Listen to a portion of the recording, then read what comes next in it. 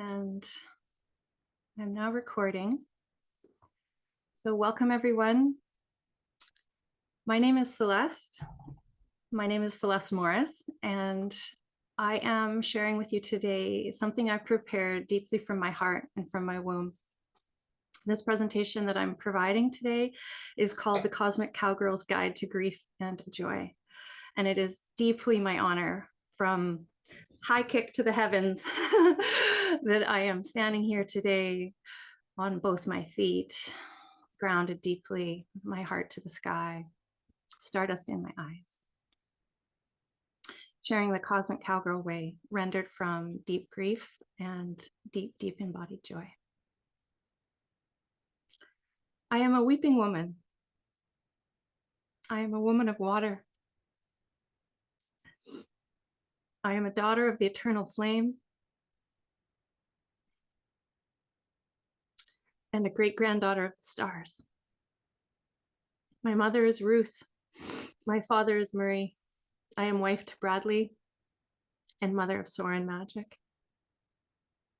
I stand here today deeply, deeply honored to be joyfully embodied upon the soil of the ancestors and the inhabitants and the original people of the land that is stewarded and tended deeply by many, many Coast Salish people, including the Hulkaminam speaking people of the Cowichan Nation, as well as the Penelakut and Malahat and Suk, the many, many families and good and well people in the Wasanic Nation, the Senkotan, the Senchothan speaking people of the Sarlip, Sikkim, and Sayawit people. This is now called Salt Spring Island generally, and it's also been traditionally used by many, many original peoples all throughout the coast here. So these lands have been my home for the past 13 years, and I am informed deeply by my relationship to this land. And so I am just going to take a moment to ask all of us to place our hands on our hearts and to acknowledge the lands in which we stand and the deep Mother Earth and our connection to her and her womb and the cosmos above and everything in between that guides us on our journey and brings us here into this moment. What a sacred tapestry we all weave together, and what a deep honor it is and a privilege it is to be here. Thank you. My journey started with grief in the womb of my mother. I'm going to start with a little story time. I was conceived during a time when my parents had already separated and my mother had experienced betrayal and trauma and abandonment. And my journey of grief has always been deeply woven into my life throughout my childhood. But my grief walk started as a woman during the initiation 11 years ago when my father died.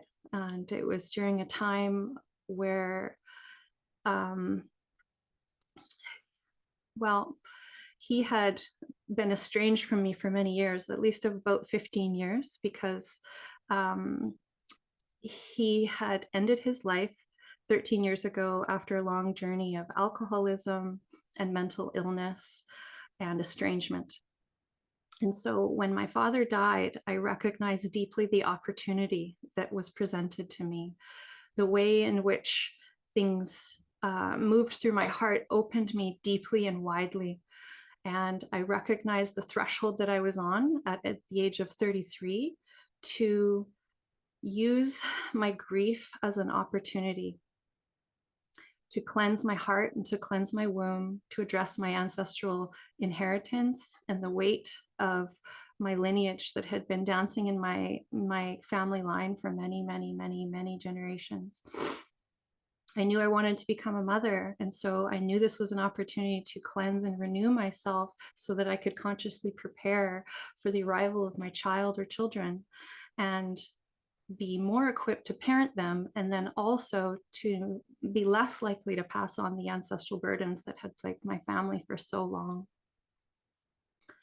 So right away in my grief journey, I recognized that our culture really doesn't understand grief or hold a place for it in the West here in North America on Turtle Island. Most of us are descendants of settlers who came from Europe or other places in the world and came here really on the tides of colonial violence in our own homelands. And as we were forced or evacuating or directed to this new world for new opportunities, many of our ancestors carry deep intergenerational pain and grief from displacement, from disconnection from our own indigenous connections with land, language, culture, food, cloth, and everything, dancing, singing, all of our stories.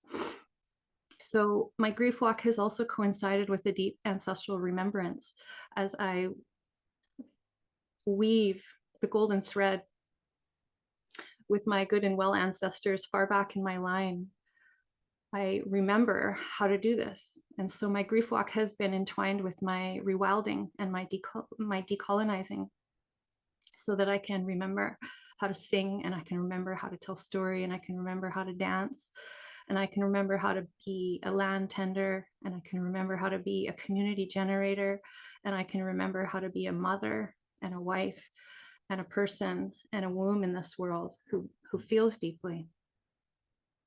And on my grief walk, I started holding spaces for women's grief right away. I knew that we needed these spaces. And so this is why we're here today. And this is why I'm hosting this free workshop, is to inspire, to ignite, and to enliven the wombs and hearts of mothers on this earth, and women and womb keepers on this earth. That our time is now, and that it's our birthright and our inheritance to remember how to walk in joy and to walk with our grief. And that our grief is really an integral part of our blossoming. And it's our descent into the underworld, where we've lost all of our rites of passage. We've lost so much when we've lost grief spaces. What did we lose? I mean, we could do a whole workshop just on unpacking the things that haven't been there for us, that we are now remembering and awakening and refabricating and reweaving, into the sacred. So in this journey of tending women's grief spaces, I've been hosting women's grief circles and grief retreats for the past 13 years. And I've been deeply impassioned to share what I could condense into a beautiful teaching, which is that everything we have is already inside us. Everything that we need is already alive inside of us. And it is in these spaces, in these safe spaces, that we can begin to blossom and reawaken our aliveness, our rewilding, our decolonial journey, our ancestral remembrance, and our deep weaving with this world, and our deep embodied practice of coming back into the heart and into the womb. So I was really blessed on this journey that it coincided with meeting my husband. So I met my beautiful beloved Bradley 6 months before my father died. And so I had this parallel journey of unpacking the deepest pain in my being and weaving a life with my beloved. So my marriage has been coming up on 12 years, and our marriage has been hard, and we've gone through many death gates in our own right.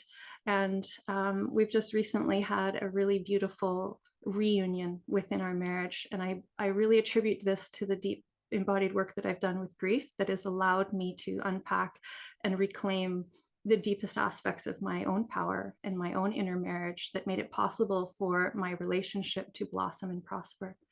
So I share this because our grief work is really a catalyst and a transformation. And it is directly affects every relationship in our life. And it's such a beautiful gift. And so I hope to impart with you today the deepest blessings of the gifts and of deep alchemy that we get when we go into the underworld and we go into our grief with conscious awareness, and we tend with a sacred touch every aspect of our life and the way that grief is woven in. So in the vein of everything we have, or everything that we need is already inside us, I'm going to begin that as one of my first teachings to share with you today.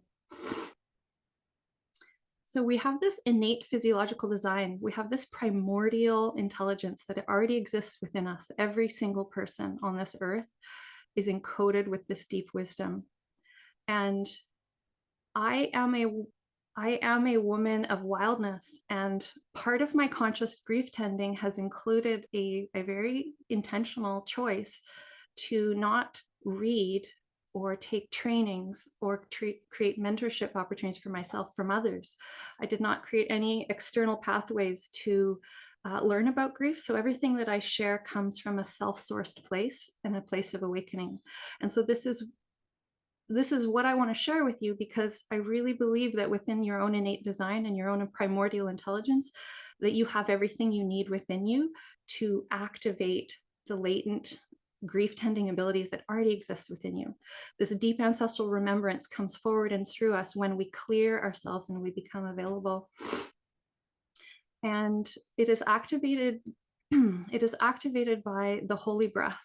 So we activate our primordial intelligence from our breathing, from our divine will, and from our imaginal, visionary imagination. So these coalescing factors are some of the seeds that create an environment, a greenhouse around us that allows this deep awakening of primordial intelligence. Let me just check my notes, because I just want to make sure that I touch on everything that's important to me here. So what is in the way of our innate design? So maybe this is something that you can take a moment to just self-reflect, that what are the things that have felt like they're in the way for you of your innate and natural design and the primordial intelligence that exists within you? Is there anything in the way that prevents you from tapping deeply into that embodied wisdom and just living it in every moment? I know for me and for the collective, I see that our cultural conditioning and our family patterns are sometimes a barrier to us feeling and expressing our innate design. And it's not just in death and in grief, but in birth and in mothering that we see these parallels of how we as a society don't have the structures and the support and the respect and the deep care in place that tend life in a sacred way, and therefore tend grief and death in a sacred way.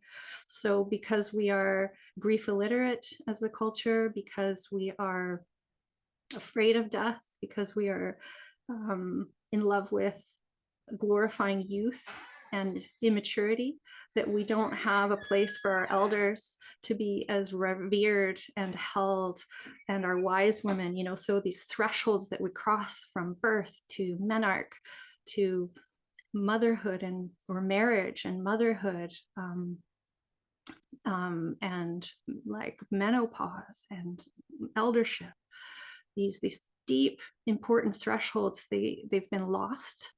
And so when we fumble through these thresholds without ceremony, without ritual, without grief tending, without community bonds, and we're really alone, we're not as resourced in the ways that our innate design requires. Okay, so a woman who is birthing requires deep care from her community. She requires warmth. She requires privacy. She requires space. She requires attendance to nurture and protect that field around her.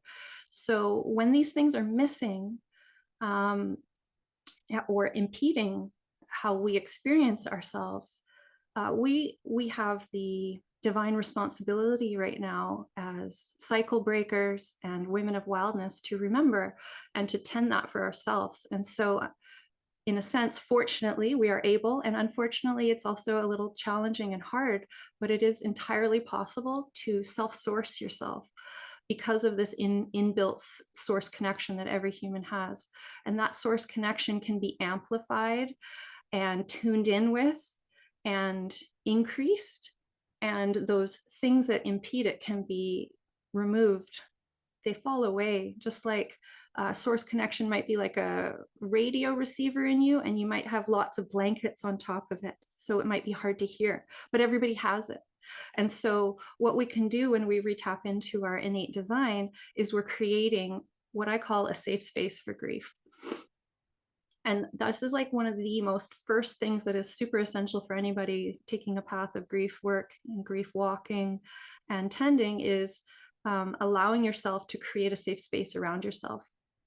And one of the ways that you can do that is to create time and environments in which your body feels safe to let down in a primal way. And so that can be similar to birth and eros in the ways that we need privacy, warmth, darkness sometimes, nourishment. And we need these things so that we can feel safe enough to unpack and to let down and to let it go. Because when our nervous systems are activated and we're tending as women to the field of our life and our children and our businesses and this glorified cultural conditioning of keeping busy and always being on for others, we have to like consciously take time to attend to the permeable membrane, the living field around us that is like a cocoon. We have to create a safe space for our grieving. So one of the biggest gifts that I gave myself was I slowed down, and I did less work during my time of deep grief, and I feel like it's important for us to learn to say no as women, to learn where that edge is with our own boundaries. And boundaries are something that we're often not taught, and they can be really leaky. And there can be a lot of things that we might not even know that we're carrying or see. But if we can become more aware with our presence and our breath and our divine will and our imagination, we can reclaim that living field around us. So one of the things I love to share with women and teach about is how to activate this living light cocoon around you when you're in a grief time or in a space where you need to go through a transformation. And later on in our presentation, I would love to share a living prayer with you, and we can tune into that so that each of you can learn to activate that for yourself. In the vein of sacred space, one second here.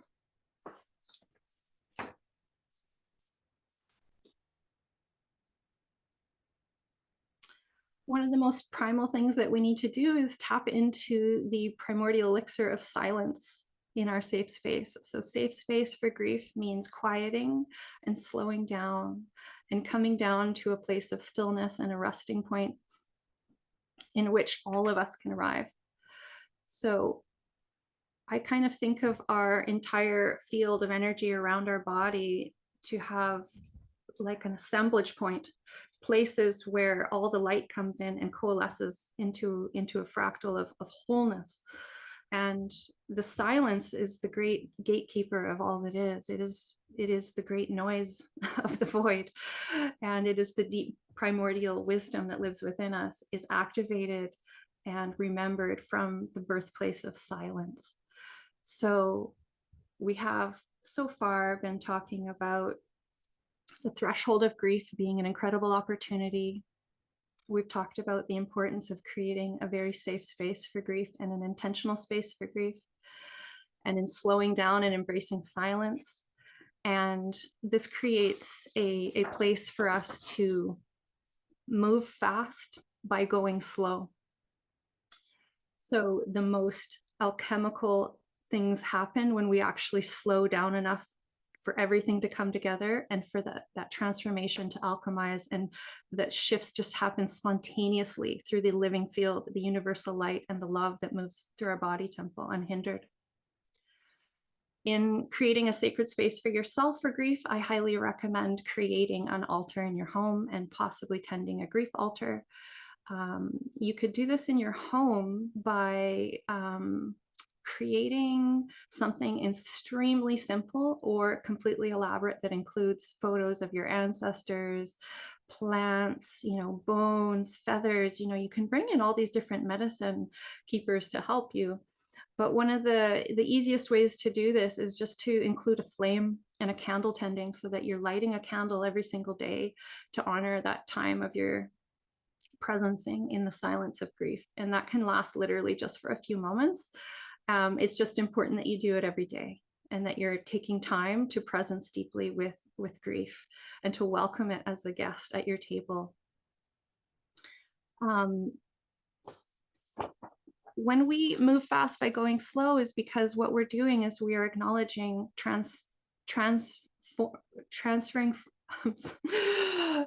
the thresholds, the word I was looking for. So when we have a grief, we're basically crossing a threshold, just like in birth, when we've crossed a threshold through the birth canal and we are being born, and when we die and we drop our physicality and our spirit moves into another place, we're crossing a threshold. And when others in our life die or we have losses, we too go through our own sense of death and decomposition and change, and we're changing, and we're being like, death is actually birth, we're being reborn. So we have to honor these thresholds. And so crossing the threshold is from beginning, middle, and end. So grief tending and grief ritual allows us to catch up with the changes. It allows our soul to catch up with things that have changed, that are no longer the same. And it's when we deny ourselves the opportunity to hold that as sacred and remember it and walk with it and honor it and make offerings to it, that we become,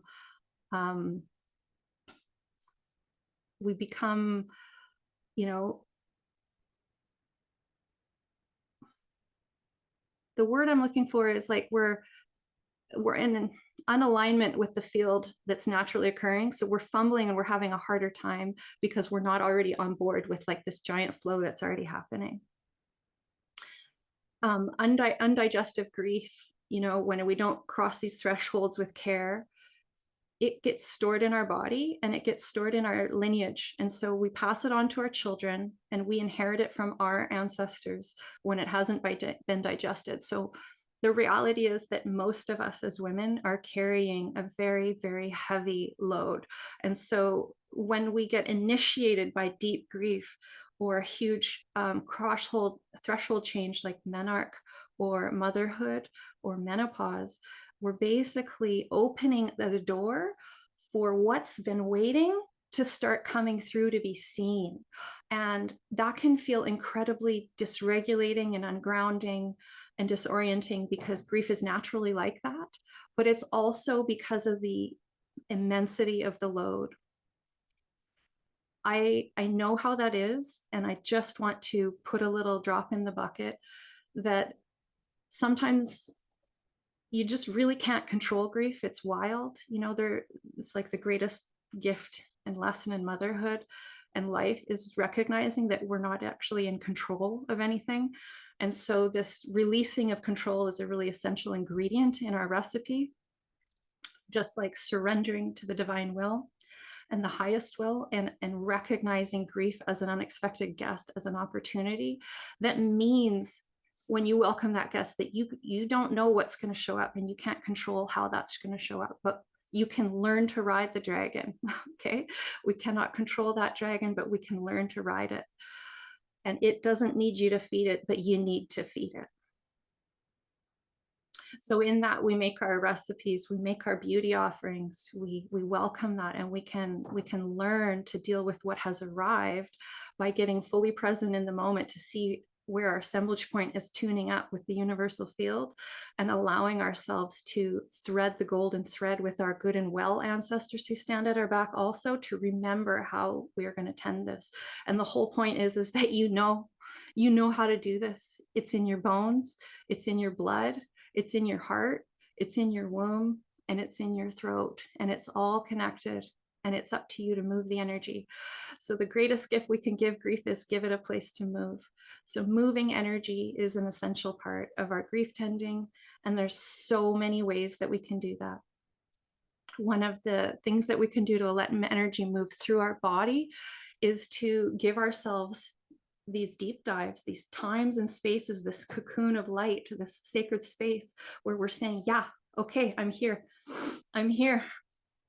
I'm going to feel what's here. And I'm not going to turn away, and I'm not going to hide, and I'm not going to numb, and I'm not going to distract myself. I'm not going to keep busy. I'm going to be here with what is, and I'm going to unpack, and I'm going to lose control. And so what you need is, you need a safeguard. You need that safe space. You might need sentinels who are like, you know, I'm not going to come back the same, but I need you to recognize that when I come back, I'm being reborn and I'm a new woman, and you need to see me for who I am with my new face, you know? So in moving energy, we do this through our ancestral inheritance and our innate indigeneity. We do this through our song. We do this through our keening, through our crying. You notice how this is all coming out of the voice. We can do it through talking. We can do it through being witnessed and being heard and being held. That's really all that this grief wants, is to be witnessed. It can be witnessed in the silence, in the great magnitude of the silence, and it can also be witnessed by others who are safe harbors for our grief. And we need to let this move through our bodies. We need to allow ourselves to get it through our physicality, because this is where we are in our world, is a material place. And the spirit needs to move through our body, and our grief needs to move through our body. And all it's asking is for an expression and a pathway that is generative and healing and beauty offering back to the field of life. So this is why we do it through our movements and our dances and our drumming and our music and our song and our weeping and our offerings to the earth and our connection with our ancestors and our communion with the natural world and the spirit of all that is just let that energy turn into motion. I'll share a small story with you about one of the ways in which I deeply embodied and learned about energy in motion, which was through the medicine horses. So part of my greatest teachers on this earth walk has been the Medicine Horse Nation. And when I was a girl, I was raised by my single mother with my sister, who is older than I am. And I was raised well under the poverty line. And I became interested to ride horses at the age of 12. So I volunteered at a barn. I had to take the bus an hour outside of my city. And I did that for a little while. And then I was blessed with life providing opportunities for me, for horses to deepen into my path. And as a 13-year-old girl, I was blessed with an opportunity to have a summer job where I now live on Salt Spring Island, working for a very wealthy family. And I was their live-in chef and housekeeper. So I was 13 years old, and invited my best friend to join me on this journey. And we would show up at their house and live there all summer for 2 months. And we made $2,000 that summer in the early 90s. I'm a child of the 70s. So in the very early 90s, there I was as a 13-year-old girl working as basically a live-in helper. And I learned to cook breakfast, lunch, and dinner every single day for 2 to 40 people. I planned menus, I tended the garden, I kept home, I turned down service and turned down the beds at night. We were waitresses and catered to their table, and they had a little bell that they would ring when it was time for us to bring in the food and time for us to take it away. It was a full-on affair. But through this journey, I learned a deep amount about tending the home and tending the hearth and feeding people. And food has always been a great love. But this job, when I was 13 and I made $2,000, I bought myself my first horse. And I was able to sustain that journey for almost a decade. And pay for that all by myself. So my mother couldn't help me, but I worked full-time outside of school, and I had my horse, which kept me sane through a lot of turbulent years. And then when I could no longer afford having a horse as a young woman going to college and living on my own, horses came right back into my life when my father died. And it was through a very dear friend of mine in Victoria, Nasli, who brought me out to Tina Barnes' medicine horses for a group healing experience.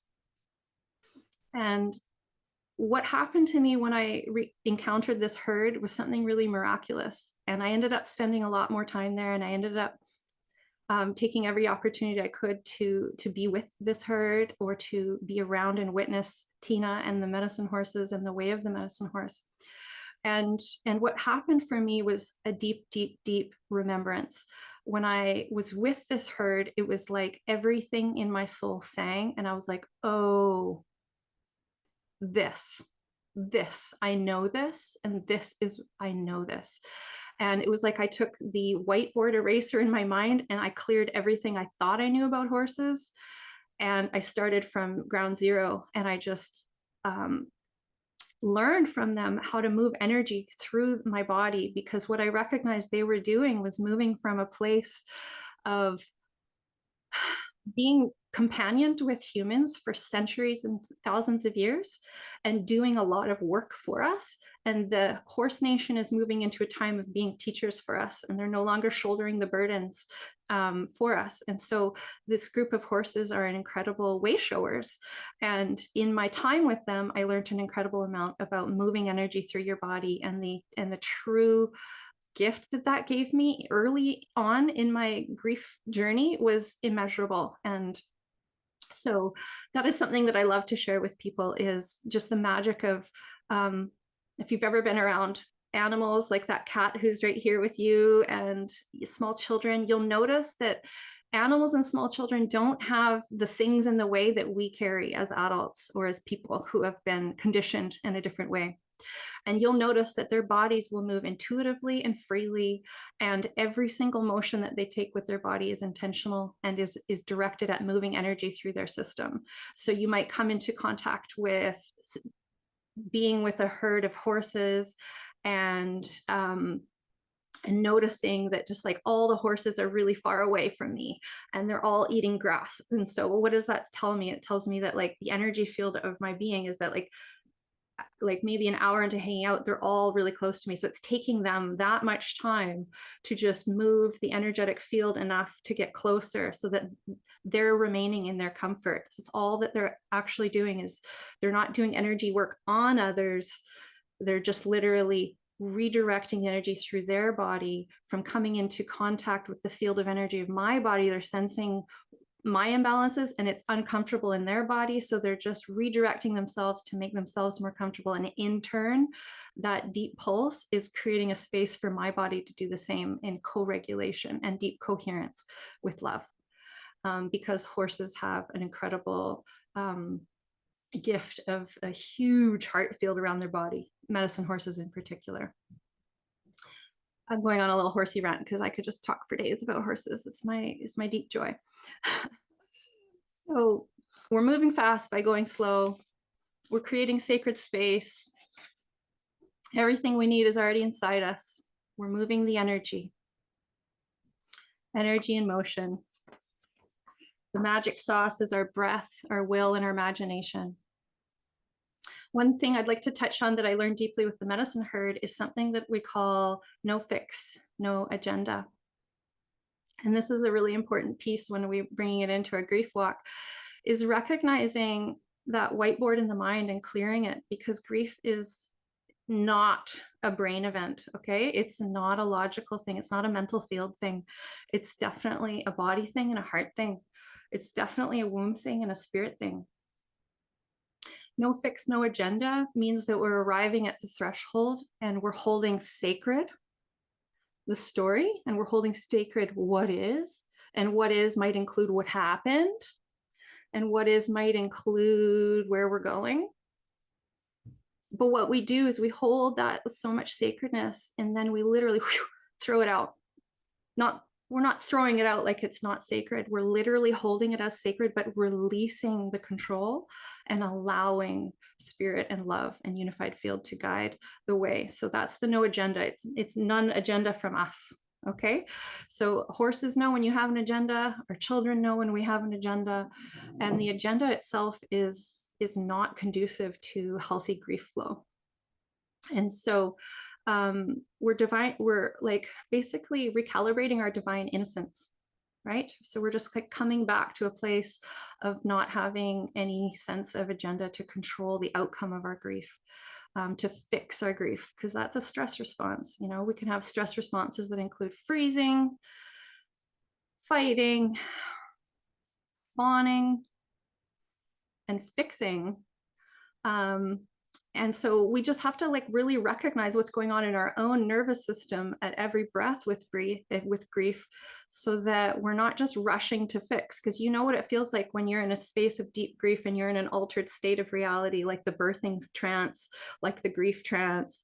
You know, you're in another space, and sometimes people will come into your field and you can just recognize when they're trying to cheer you up, and maybe they have a good-hearted intention to help you feel good, but there's a sense that doesn't feel right because there's a bypassing, because they're trying to avoid the big thing, you know what I mean, by trying to help by fixing you, to be like, oh, this is uncomfortable for me, so I'm going to stand way back here, just like that horse who wasn't ready to come close.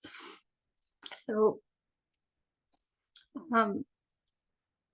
the invitation is just to let grief move in its own wild way, to allow ourselves to come at our grief without an agenda, and to open the field of possibility that exists in the mystery. Something else that I want to touch on today is the deep joy it is to reawaken our erotic innocence and our erotic spark. Tending the eternal flame is a very vital part of the grief walk. And this is something for me personally as a woman that's really, like, my grief walk started so long ago, but it's been just in the past chapter that I've like deeply recognized the importance and magnitude of tending to our erotic spark and our aliveness and our joy and our sensual nature as the medicine on the path, right? So the breath and the body and our senses are always feeding us information from the living field. And is when we're open and we have no agenda is when we're actually able to experience more aliveness, joy, and erotic spark than we possibly could have even before grief. I know that that's the way it's been for me. I felt like I had armor and a closed heart and a lot of protective mechanisms in place to keep me and my erotic spark safe from men, or from predation energy, or from overculture, or from traumatic past experiences, the things that just sort of dampened and shut down my system. But the way that grief has opened me created a space for me to then tend and acknowledge healing my sexual essence and remembering the innate human design of our erotic nature. And you can see this even when we first come out of the womb, and like the very first experience that we have is suckling at the breast of our mother. It is a deeply sensual relationship that we share with our mothers and our children, to be nourished this deeply through our mouth, through this mouth of God here at the top of our neck. And the way that our heart, just resting at the bosom of our mother, is nourished and fed. And I feel like when we're grieving and we're in the natural cycle of life, that is the underworld where the seed sits and is nourished by those soils and the great void of the darkness, that we are resting on the breast of our mother, and we can hear her heartbeat and reattune to our deep connection that is innate. So another question we might want to ask ourselves is, what is in the way of our own erotic innocence and our own erotic aliveness? Do we have conditioning that dampens how we even eat? You know, we can eat, but we can eat, you know, we can sleep, but we can sleep. We can make love, but we can make love, you know, and we can romance with life and actually open the aperture for us to be nourished in our grief walk deeply by the fires of our passion and our aliveness. So it is my absolute blessing to invite you into pondering and wondering, what are the ways in which you can remember your erotic aliveness and attune with allowing life to pull your hair and spank you alive with her wild erotic touch. And it's not always going to be comfortable, but what happens on the edge of our own attunement with, like, maybe I actually like it a little rough sometimes. So, oh, I see how even when life is being rough with me, how can I ride that dragon and actually enjoy it? Right? I know you guys are feeling me. Look in that holy spark. So coming back to our bodies and coming back to this moment, how can we embrace our grief as women, as womb tenders and mothers on the path? How can we remember this deep, innate, primordial wisdom that lives inside us? Well, we've come full circle with so many different aspects that we've shared already today. I wanted to touch on two more aspects, and one of them is the importance of returning to the holy well, which I call the holy well, which was just sort of a voice from my ancestral kin, which is our relationship with earth, with spirit, and with our ancestors. So these are some things that gets lost in our colonialized journey, where we are disconnected from our ancestors, and it's bad and wrong to commune with the spirit world, or things that we get overlaid from religion or from our overculture. And so if we're just like clearing the whiteboard, we're just remembering that this holy miracle it is to be in a body, that when our time is done and we return to the earth, that in this earth is just the most precious gift. The waters are our relatives. Spirit lives in everything. Everything is alive. And I know you guys know this. This isn't anything new. This is this primordial, natural, innate intelligence we all carry, is just remembering deeply, though, and living it and allowing it to be in our body and expressed through our body in how we move, in how we honor an offering of just witnessing beauty and romantically like drawing in that beautiful smell of the flower, and allowing a bit of wild abandon to overtake us on this journey. That our relationship with the holy well is an essential part of our grief walk, because this is where we get nourished. This is the spirit world that we're relating with. And what is the pure, innocent connection that we have with life force, and allowing ourselves to be nourished by the deeper well.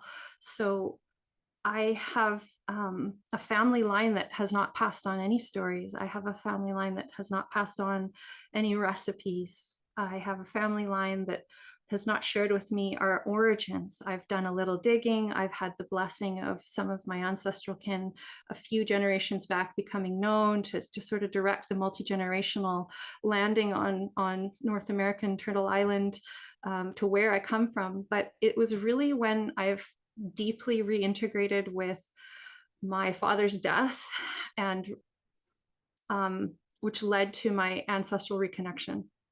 And because my father was a very troubled man and a very hurtful person, and because we shared a lot of painful things between us, that it was something I wanted to keep at a distance for most of my life. I consciously broke up with him when I was 16. I said, that's enough. I'm not doing this with you anymore. I'm tired of the lies, the manipulation, the unhealthy, the drinking, the manic episodes. I'm just gonna complete that for right now.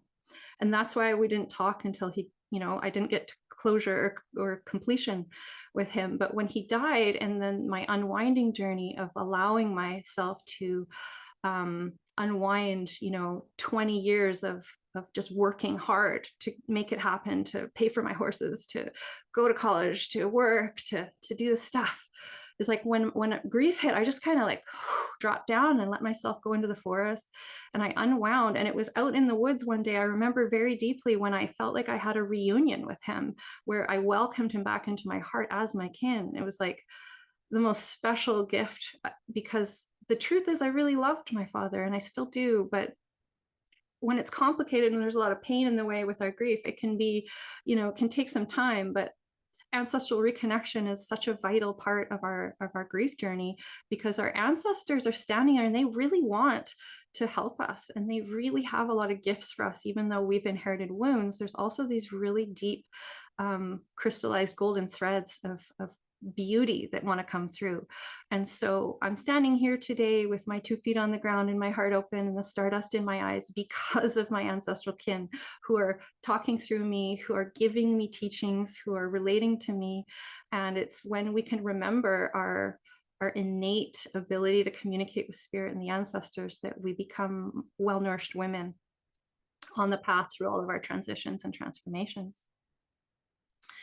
And we couldn't really talk about this innate connection with spirit without acknowledging the earth and the need to remember our deep connection with the earth. And so she is our body and our mother, and the great cosmic mother lives through this whole unified field that is informing and guiding us so that we can surrender our will for the highest will.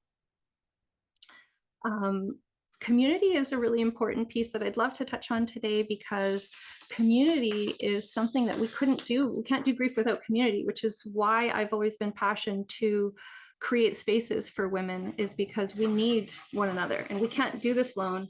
But remember that nature is, and spirit and our ancestors are a part of our community for grief. So my invitation for you is to remember that living cocoon, that living field around you, and it's a permeable membrane, and it's a living field made of love. And just remember to claim in your own sovereignty, in your own divine capacity as a woman. I'm just brandishing my Bridget's blade because I'm a woman of the sacred flame with Bridget, that, you know, our true sovereignty is our choice to remember to claim what we're here to allow ourselves to experience, to become authors and to authorize our own life according to our own divine will. And community is a really important part of that. So you're going to want to pay attention in your grief walk to who feels good and who doesn't, and who is attuned and who's safe. And you're going to want to put yourself in situations. You might have to say no a lot in this slowing down and this embracing silence. You might have to really question what you think you should be doing and just let yourself arrive at a tempo that is much slower than you're used to. And sometimes that's really hard for people.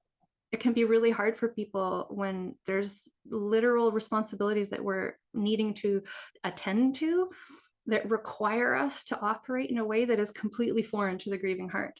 You know, it's like on some level, like a deep violation that we'd have to like hop in the car in the minivan and go to the Costco to get groceries, when what we should be doing is just decomposing in the forest and someone bringing us a bowl of bone broth, you know, from your neighbor's yard, and deep community care.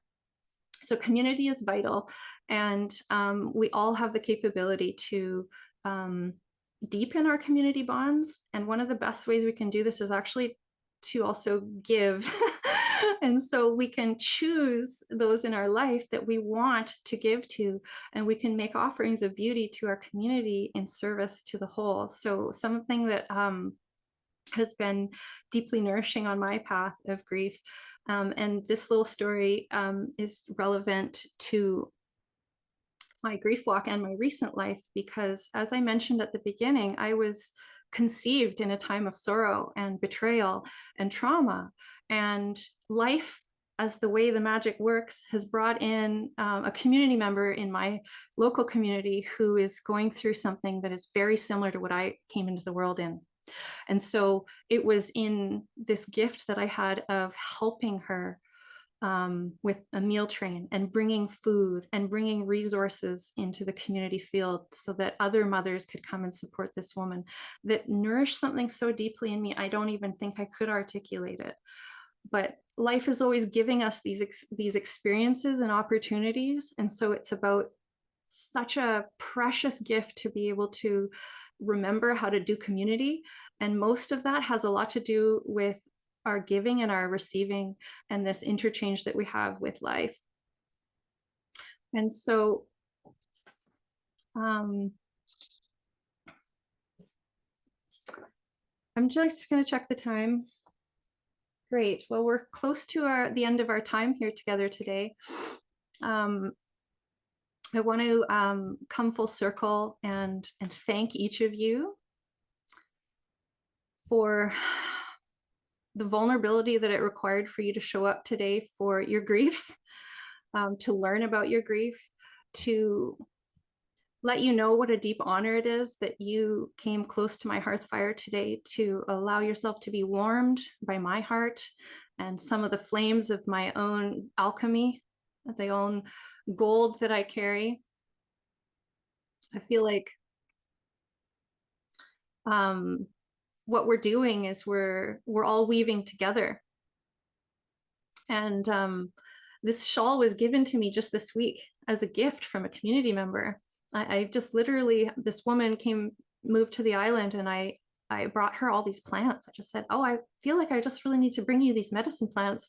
Here's some motherwort, here's some mint, here's some lemon balm, here's some St. John's wort, here's some elecampane. Like, I just know you're a plant person and a medicine herbal tender, so you just need to have these. And I was at her house and we're talking, and it was really joyful. And then she said, can I give you something big? Are you open to receiving something big? I was like, yes, and she went inside, and she's a weaver, and she brought out this shawl, this gorgeous shawl that she made. And she said that she made this over the solar eclipse recently. And it's an earth tender shawl. And she said, I just know it's for you, and I really want to give it to you. And I was able to receive that. And I have to say, I was able to receive it with so much joy that there really wasn't an ounce of feeling guilty or like I had to give her something for it. I mean, I kind of did try after to say, hey, I know you want to come get some cranial work, so I'll just give you your first session for free. And then she stopped me. She said, no, that's not what this is. This was the gift right here. And you brought me plants, and I want to give you this. Like, can that be enough? And so I just wanted to share that little last story with you, and invite you into a deeper thread of community care to remember that there's so much that we are given when we give, and when we're in our gratitude for our grief, and when we can bring grief into our home and welcome it as a welcome guest, even if it's hard, that we will be literally weaving the golden thread with our good and well ancestors who are standing at the other side of many generations of rupture, of the women not being held, of the men off at war, of us drowning in alcohol to numb the pain, of the violence that we perpetuate because of this sorrow. That grief itself is the medicine, that light cures like. So what we do is we get really low on the ground, and we cross that threshold naked with no agenda, and we create a sacred space around ourselves, and we remember our inherent connection with our primordial intelligence of our hearts and our wombs, and we use our voice, and we sing the songs, and we remember the wind as our kin, and we know that the fire is alive, so we talk to her every day, and we breathe her in, and we light her up, and we light her up. And so I want to leave you with a parting gift. I will be sending out a gift to you in your emails. I prepared a little presentation for you, a little summary on a little slide deck, and a recipe for an infused honey. That is something that I feel would be a really beautiful way for you to tend your grief and remember our time here today, and the way that the plants and the living world and the bees can become a sweet nectar on your tongue in the winter months, or a time where your heart cracks open, like how sweet it is, if we can allow our grief gasms, to be exalted in glory. That's the holy well right there. So in my final sharing with you, I just wanted to let you know that I have been tending this work for a long time, but this is sort of like an emergence of me bringing my work online. So I wanted to thank you for showing up today to my very first free live offering, and to let you know that I wouldn't be here without you. And it's really very meaningful for me that you showed up. And so thank you for wanting to, and for doing so, and for being with your heart and your womb and your grief. I see you. And I have another offering that I'll actually continue offering this exact same type of presentation. It'll just kind of get better. And I'll be offering that for free to the community, so people can just kind of come up to my buffet and take a sample and be like, what's happening over here? And so if you happen to know anybody who would attune well to this vibration and this frequency of remembrance, just please get us in touch. And I'm creating like an online membership community called Hearth Mama, where I will be able to have a corral of wild cowgirl energy, and let my full sparkle loose on a certain capacity to share my gifts with you, and that will be launching soon. I was going to announce it, and it was going to be ready to share with you right away. But like my son, he hurt his foot this week, and I just really need to be close to him, and that's how it is, right? That's how we do it in a nourished way. So I'll send you more information on that when it's ready. And maybe it's for you, maybe it's not, but maybe you know somebody who it's for, or maybe that you just know that that there's magic in it, even if it's not quite right for you. But the gifts inside that will always include a monthly medicine bundle where I'll be providing pathways to work with grief, erotic embodiment, tending the flame, the eternal flame, and candle magic. It will also include hearth tending, because I just have a lot of skills, and I love ancestral skills. I love home tending. I love sacred space. I love mundane magic. So all this like ethereal, deep spiritual wisdom kind of comes through our body in very simple ritualistic ways, in what we eat, in how we prepare the food, in how we're tending to our home, in what we're sweeping away. I have gifts that my good and well ancestor Bailna has been feeding me, and I'm here to share those. And so it's also a space for collaboration, where I'll be bringing in guest teachers to offer nuggets of wisdom from other women who are holding key embodiment codes and sharing their gifts. And there'll be guided journeys, and that's pretty much it. It'll just be really awesome. It'll just be a place to come together. It'll be the big bonfire where we can gather up and go yeehaw once a month or once in a while, and also share our grief stories, and the power of story and song. So that's called Hearth Mama, and I will be offering that to the community probably by the summer solstice. So that's it for me today, ladies. And I just want to thank you all so much. I'm just going to push stopping to record here and pause recording.